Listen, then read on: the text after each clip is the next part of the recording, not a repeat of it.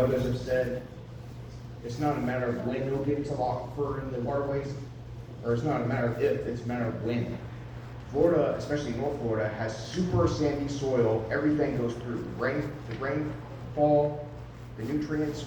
Why else do we have springs and that are super polluted, full of algae? If anything, we need to be restoring them right now and not add insult to injury.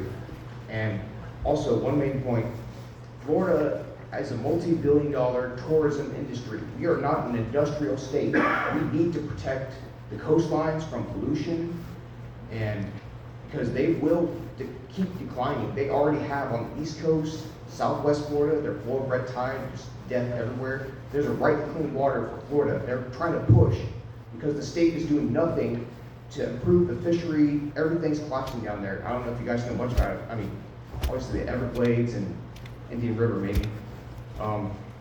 And I've also heard I was looking through the old blogs, and apparently one commissioner said, we can properly regulate this, just leave it up to FDEP and the water districts.